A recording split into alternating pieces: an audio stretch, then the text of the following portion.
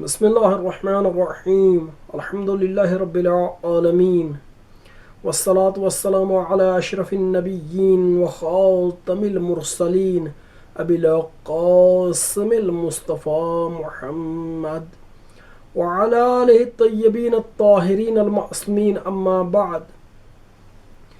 آج ہم آپ کے سامنے خطبہ قاصعہ کے دوسرے حصے کو بیان کریں گے کہ اس حصے میں امیر مؤمنین علی علیہ السلام یہ بیان فرماتے ہیں کہ اگر پروردگار متعال یہ چاہتا کہ آدم کو ایک ایسے نور سے پیدا کرتا کہ جس کی روشنی کی وجہ سے فرشتوں کی آنکھیں چوندیا جاتی، خیرہ ہو جاتی، تو پروردگار متعال ایسا کر سکتا تھا۔ پروردگار اس کے بدن میں ایسی خوشبو پیدا کر دیتا کہ جس سے عقلیں مبہوت رہ جاتی، پروردگار ایسا کر سکتا تھا۔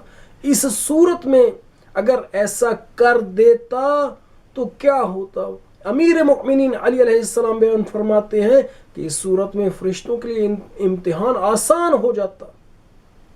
جب وہ آدم کی عظمت کو دیکھتے، آدم کے نور کو دیکھتے، اس کی خوشبو کو دیکھتے، تو یقیناً وہ اپنے آپ سے اسے اچھا سمجھتے، اور اس وجہ سے اس کی ابوہت کی وجہ سے، اس کی ہیبت کی وجہ سے، اس کی جلالت کی وجہ سے وہ اس کے لیے سجدہ کر دیتے۔ لیکن خدا نے پھر کیوں نہیں ایسے کیا؟ امیر مؤمنین علی علیہ السلام بیان فرماتے ہیں کہ اس لیے نہیں کیا کہ اگر اللہ ایسے کر دیتا تو کیسے آزمائش کرتا، پروردگار متعال کو کیسے اس کے علم میں جو تھا وہ کیسے ظاہر ہوتا، کیسے مشخص ہوتا، کیسے مستقبر متواضع سے جدا ہوتا، معلوم نہ ہوتا۔ پروردگار متعال نے ان کے سامنے یعنی فرشتوں کے سامنے آدم کو مٹی سے پیدا کیا، اس لیے تاکہ جو اعلیٰ ہے، جس کی خلقت نور سے ہے اور شیطان اس کی خلقت آگ سے ہے، اس کو اس کے سامنے سجدہ کروائے کہ جو مٹی سے بنا ہے، جس کی اصل جو ہے اس سے ضعیف ہے۔ اب یہاں پہ جب کوئی اعلی میٹیریل سے بنے گا تو وہ جب دیکھے گا کہ مجھے اپنے سے کمتر کو سجدہ کروایا جا رہا ہے، تو یہاں معلوم ہوگا کہ وہ سجدہ کرتا ہے یا نہیں کرتا، امر خدا پر عمل کرتا ہے یا نہیں، خدا کے حکم کی پیروی کرتا ہے یا نہیں، اس کا امتثال کرتا ہے یا نہیں۔ اب معلوم ہوگا کہ یہ متواضع ہے یا مستکبر ہے۔ پروردگار متعال نے اس لیے آدم کو مٹی سے پیدا کیا۔ اور امیر مؤمنین اس کے بعد بڑھ کر فرماتے ہیں، دیکھو کہ اللہ کے حضور میں شیطان نے 6000 سال عبادت کی، اور اس کی عبادت اس کے ایک مرتبہ کبر اور تکبر میں مبتلا ہونے کی وجہ سے خدا نے حبط کر دی، اسے ضائع کر دیا۔ اب اے لوگو، تم اپنے بارے میں سوچو، جب ایک ایسی مخلوق جو ملائکہ کے ساتھ زندگی کرتی تھی، اس نے 6000 سال اللہ کی عبادت کی، حضور پروردگار میں عبادت کرتا رہا،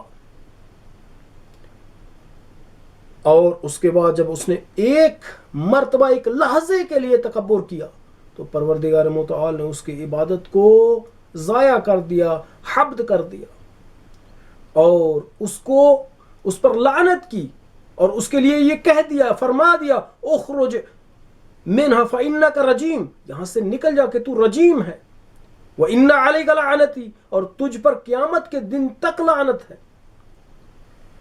یہاں امیر مؤمنین علی علیہ السلام بیان فرماتے ہیں کہ جب اس نے 6000 سال عبادت کی اور ایک لحظے کا تکبر اس کی عبادت کو ختم کر گیا، تو اپنے بارے میں سوچو، اے ابن آدم، اے انسان، اپنے بارے میں سوچ، جب تو تکبر کرے گا تو تیرا کیا حال ہے؟ کیا پروردگار متعال تجھے جنت میں داخل کر دے گا؟ یعنی اس غلطی کی وجہ سے کہ جس غلطی کی وجہ سے ایک کو اس نے جنت سے نکالا، اس غلطی کے انجام دینے کی وجہ سے تجھے جنت میں داخل کر دے گا؟ کیسے ممکن ہے؟ حالانکہ پروردگار کا امر ایک ہے، اس کا امر مختلف نہیں ہے، جدا نہیں ہے۔ جو تیرے لیے حکم ہے وہی اس کے لیے حکم ہے، اور جو اس کے لیے حکم تھا وہی تیرے لیے حکم ہے۔ اگر اسے اللہ نے جنت سے صرف و صرف تکبر کی وجہ سے نکالا ہے، تو اگر تو تکبر کرتا ہے تو کیسے سوچ سکتا ہے کہ پروردگار تجھے اسی تکبر کی وجہ سے جنت میں ڈال دے گا؟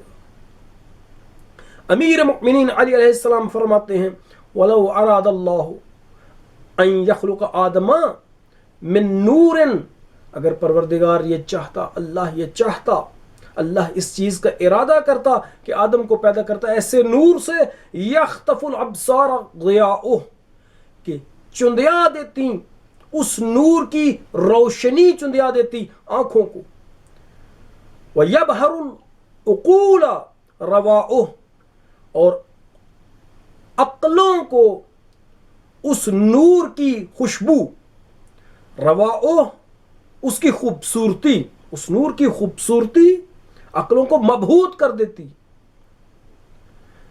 ان پر غالب آ جاتی، عقلوں پر غالب آ جاتی۔ وَطِيبٍ، اور اللہ آدم کو خلق کرتا ایسی خوشبو سے، يَأْخُذُ الْأَنفَاسَ عَرْفُهُ، کہ اس کی خوشبو نفسوں کو جکڑ لیتی، یعنی سانسوں کو جکڑ لیتی، سانسوں کو پکڑ لیتی۔ آیا خدا ایسے کر سکتا تھا یا نہیں؟ آیا اس پر قدرت رکھتا تھا کہ نہیں؟ امیر مؤمنین علی علیہ السلام فرماتے ہیں لفعل، خدا کر دیتا، خدا اس کام پر قدرت رکھتا تھا، لیکن کیوں نہیں کیا؟ وَلَوْ فَعَلَ، اور اگر کر دیتا تو پھر ہوتا کیا؟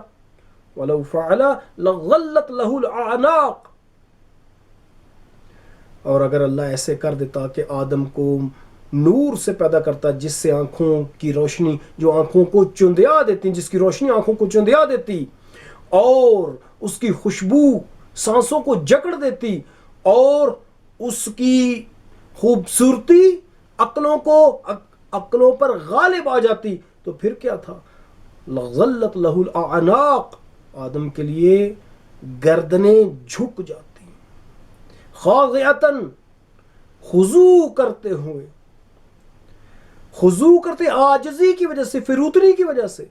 جب ملائکہ یہ دیکھتے کہ یہ تو ہم سے بھی اچھی مٹی سے بنا ہے، یہ تو ہم سے بھی اچھے نور سے بنا ہے، معذرت میں مٹی کہہ گیا، ہم سے بھی اچھے نور سے بنا ہے، اور ہم سے بھی اچھی خوشبو سے بنا ہے، اور بہت ہی زیادہ خوبصورتی ہے اس میں، تو یقیناً اس کو اپنے سے افضل پاتے، اس کے لیے اپنی گردنیں جھکا دیتے۔ اور پھر کیا ہوتا؟ لخفت البلوا فیہ علی الملائکہ، تو ملائکہ میں بلوا، امتحان، آزمائش، ملائکہ پر آزمائش آسان ہو جاتی اس کی وجہ سے۔ وَلَكِنَّ اللَّهَ سُبْحَانَهُ ابْتَلَى خَلْقَهُ بِبَعْضِ مَا يَجْهَلُونَ أَصْلَهُ، اچھا اللہ نے پھر اس کو مٹی سے پیدا کیوں کیا؟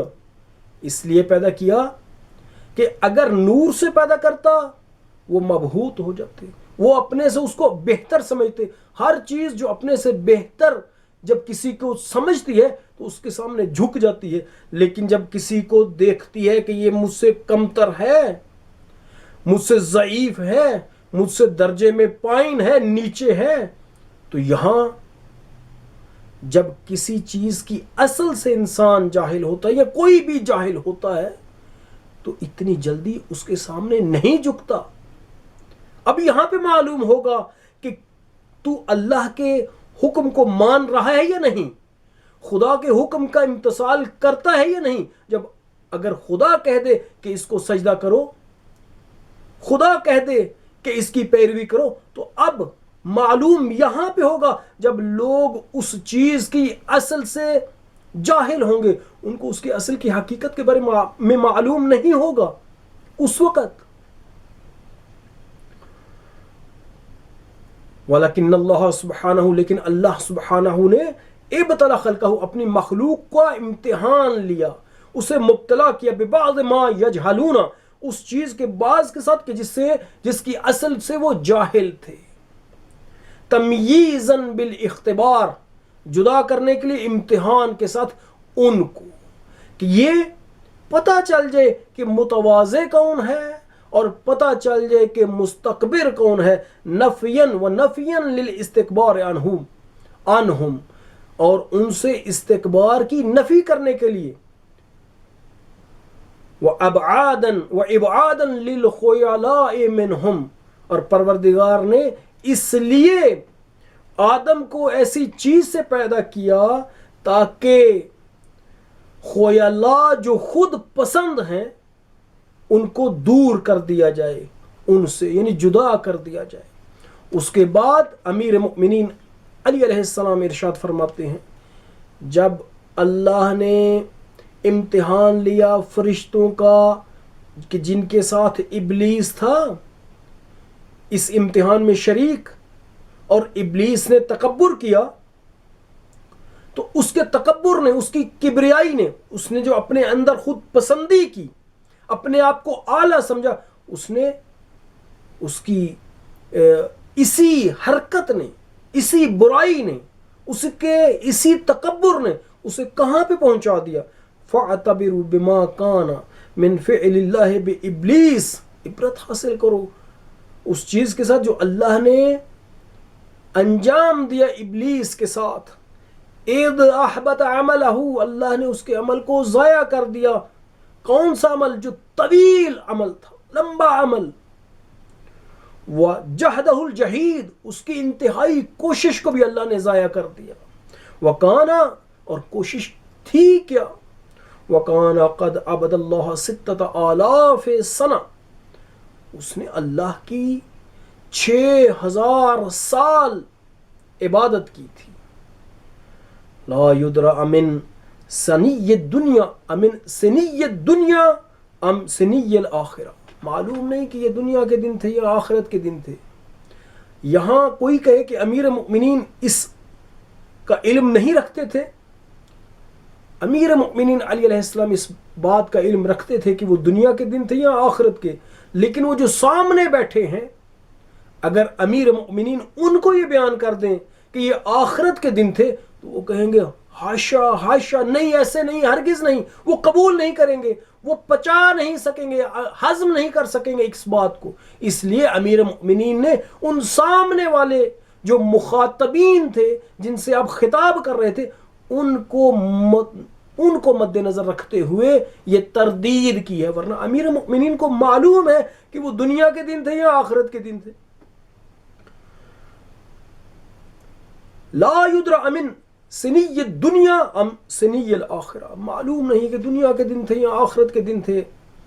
اچھا کیا فرق کیا ہے آخرت کا دن اور دنیا کا دن؟ اس میں فرق کیا ہے؟ دنیا کا دن ایک دن 24 گھنٹے کا ہوتا ہے، صرف 24 گھنٹے کا، لیکن آخرت کا دن کیا ہے؟ آخرت کے دن میں اِنَّ یومًا عِندَ رَبِّکَ کَأَلْفِ سَنَةٍ مما تعدون۔ پروردگار متعال ارشاد فرماتا ہے کہ قیامت کا ایک دن تمہارے 1000 سالوں کے برابر ہے، ان کی مانند ہے کہ جنہیں تم شمار کرتے ہو، یعنی قیامت کا ایک دن دنیا کا 1000 دن۔ اور اس کے بعد ایک دوسری آیت میں ارشاد فرمایا ہے پروردگار متعال نے، یدبر الامر من السماء الى الارض ثم يعرج الیہ فی یوم کان مقدارہ 1000 سنۃ مما تعدون۔ ملائکہ اعمال کو اوپر لے جاتے ہیں اور نیچے آتے ہیں۔ یدبر الامر من السماء، اللہ تدبیر کرتا ہے امر کی آسمان سے زمین تک، زمین کی طرف۔ ثم یعرج، پھر ملائکہ اوپر جاتے ہیں، بلند ہوتے ہیں اس کی طرف دن میں کہ اس کی مقدار 1000 سال ہیں۔ ان سالوں سے کہ جو تم شمار کرتے ہو۔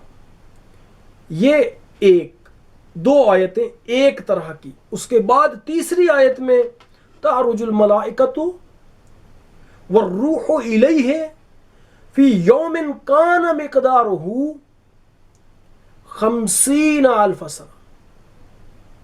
ملائکہ اور روح پروردگار متعال کی طرف عروج کرتے ہیں، بلند ہوتے ہیں اس دن میں کہ جس کی مقدار 50,000 سال ہے۔ فرق ہے دونوں میں۔ ہم یہاں پہ بہت لمبی بحث ہے، لیکن ہم یہاں پہ صرف اور صرف اس بات پہ اکتفا کریں گے کہ دونوں آیتوں کے درمیان اس طرح سے جمع کیا جا سکتا ہے کہ وہ پہلی دو آیتیں جو ہیں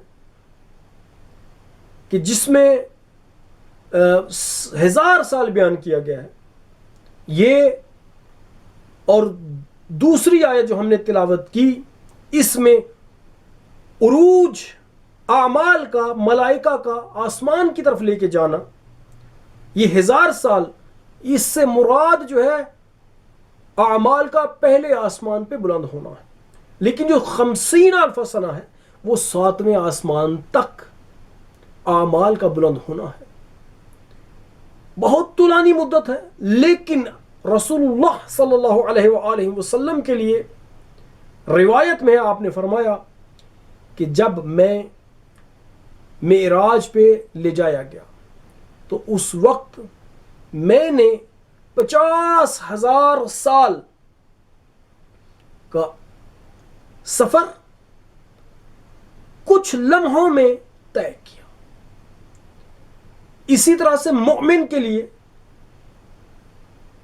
یہ دن جو ہے لمحے کی طرح ہے، لیکن کافر کے لیے یہ دن 50,000 سال کے برابر ہوگا۔ تعویلات مختلف ہیں، لیکن خلاصہ ہم نے آپ کے سامنے بیان کر دیا ہے۔ اس کے بعد امیر المؤمنین علی علیہ السلام فرماتے ہیں کہ وَقَانْ قَدْ عَبَدَ اللَّهَ 6,000 سنہ، اس نے اللہ کی 6,000 سال عبادت کی تھی۔ لا یدرا من سنی الدنیا ام من سنی الآخرہ، معلوم نہیں کہ یہ دنیا کے دنوں سے تھا یا آخرت کے دنوں سے تھا۔ ان کبر ساعت واحدہ، اللہ نے اس کے اعمال کو ضائع کر دیا۔ کیوں؟ کس وجہ سے؟ صرف اور صرف ایک لحظے کے تکبر کی وجہ سے۔ کوئی شخص حق نہیں رکھتا کہ وہ اللہ کی ان دو صفات کو، عزت و کبریائی کو اپنے لیے استعمال کرے۔ ایک نے استعمال کیا جس نے اللہ کی 6,000 سال تک عبادت کی تھی، خدا نے اس کے ایک لحظہ کے تکبر سے اس کی ساری کی ساری اعمال، اس کے سارے کے سارے اعمال کو، اس کی ساری کی ساری عبادت کو ضائع کر دیا۔ ومن بعد ابلیس یسلم علی اللہ، امیر المؤمنین علی علیہ السلام فرماتے ہیں کہ ابلیس کے بعد کون ہے جو اللہ پر یہ گمان رکھے کہ اللہ کے حساب سے وہ سالم رہے گا۔ یسلم علی اللہ بمثل معصیتہ، ابلیس کی معصیت کی مثل سے۔ ابلیس تکبر کرے ایک لحظے کا، خدا اس کے اعمال کو ضائع کر دے، اور تیرے اور خدا کے درمیان اے انسان کیا رشتہ داری ہے کہ خدا اس کے اعمال کو ضائع کر دے اور تیرے اعمال کو باقی رکھے۔ تو اپنے آپ کو خدا سے سالم محفوظ سمجھتا ہے۔ ومن بعد ابلیس، کون ہے ابلیس کے بعد؟ یسلم، جو محفوظ ہو اللہ پر ابلیس کی معصیت کی طرح سے۔ کلا، امیر المؤمنین فرماتے ہیں ہرگز ایسے نہ ہوگا۔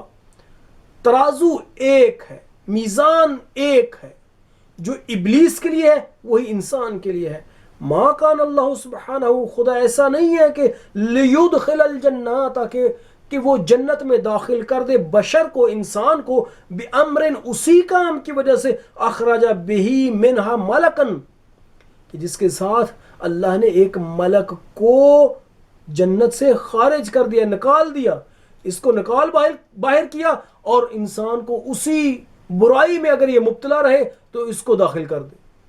یہاں ملک اس لیے کہا ہے امیر مؤمنین علی علیہ السلام نے، حالانکہ قرآن فرماتا ہے ابلیس کے لیے وَقَانَ مِنَ الْجِنِّ، کیونکہ یہ ابلیس جنوں سے تھا، لیکن چونکہ یہ ملائکہ کی صفوں میں تھا، اس وجہ سے امیر مؤمنین علی علیہ السلام نے اس کو ملک کے ساتھ تعبیر کیا ہے، فرشتے کے ساتھ تعبیر کیا ہے اس سے۔ ان حکمہ فی اہل السماء و اہل الارض، اللہ کا حکم اہل السماء میں یعنی آسمان والوں میں اور زمین والوں میں لواحد، ایک ہے۔ ایسے نہیں کہ آسمان والوں کے لیے اور حکم ہو اور زمین والوں کے لیے ایک اور حکم ہو۔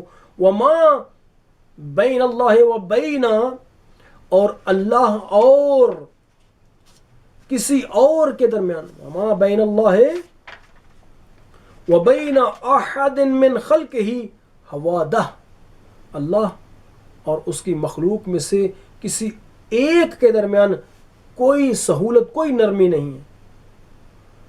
فی اباحت حمن، اس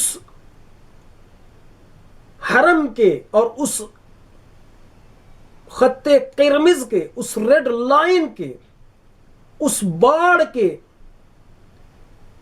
مباح کرنے میں، کہ جس کو اللہ نے عالمین پر حرام قرار دیا ہے۔ خدا نے ایک بارڈر قرار دیا ہے، اپنے لیے ایک حرم قرار دیا ہے، ایک باڑ لگائی ہے کہ خبردار میرے علاوہ کوئی اس کا حامل نہیں۔ یہ صفت خاصہ ہے میری، تکبر اور عزت کسی کو حق نہیں ہے، عالمین سے کسی کو حق نہیں کہ وہ ان دو صفات کو اپنے لیے استعمال کرے۔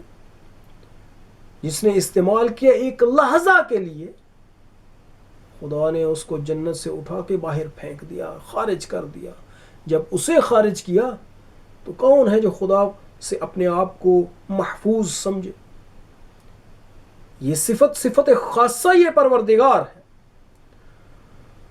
انشاءاللہ کہ پروردگار متعال ہمیں نہج البلاغہ کو اور توحید خدا کو صحیح طور پر سمجھنے کی، جیسے اللہ نے ہم سے چاہا ہے اور ہمیں جتنی توفیق دی ہے، پروردگار متعال ہمیں اس برابر سمجھنے کی توفیق عنایت کرے، ہمیں اس میں کہ اللہ کی توحید کو سمجھیں، پروردگار ہماری مدد کرے۔ وصلی اللہ علی سیدنا محمد وآلہ الطیبین الطاہرین۔